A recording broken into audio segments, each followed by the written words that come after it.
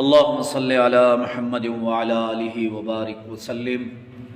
لاکھوں کروڑوں درود و سلام امام الانبیاء شافع محشر محمد مصطفیٰ احمد مجتبیٰ صلی اللہ علیہ وسلم اور ان کی آل طیبین طاہرین پر۔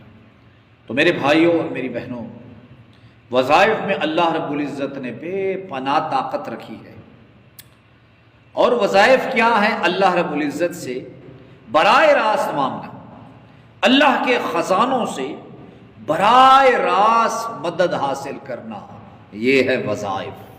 عین توحید، عین ایمان، کہ کسی کے در پر نہیں جانا، مخلوق سے نہیں مانگنا، جو مانگنے کے قابل ہے اللہ خالق کے کائنات سے مانگنا۔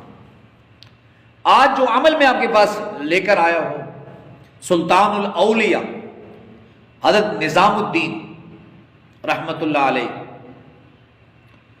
دلی میں ان کا مزار ہے، بہت بڑے اللہ کے ولی ہے۔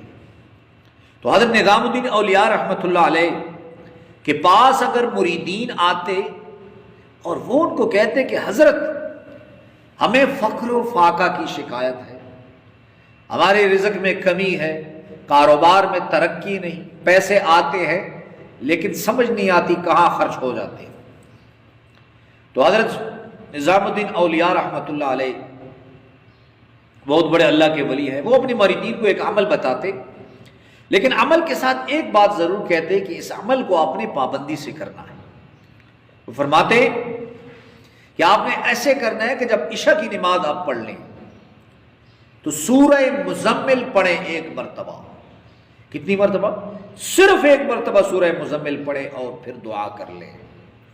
یہ تو حضرت نظام الدین اولیاء رحمت اللہ علیہ ان کا وظیفہ ہے، لیکن سورہ مزمل کا ایک طریقہ میں آپ کو ایک اور بتاتا چلوں کہ جو شخص صبح کی نماز کے بعد ایک مرتبہ سورہ مزمل پڑھ لے، وہ رزق کی پریشانی ہے، وہ کسی کی جاب کی پریشانی ہے، وہ بچوں کے رشتوں کی پریشانی ہے، صرف ایک مرتبہ سورہ مزمل پڑھیں، اور پھر سارا دن، جس طرح ہر سورت کا ایک دل ہوتا ہے، دل سمجھتے؟ انسان کے سینے میں دل ہے، اس طرح ہر سورت کا اپنا دل ہے۔ سورہ یاسین کا دل کیا ہے؟ سلام قولا من رب الرحیم۔ سورہ رحمان کا دل کیا ہے؟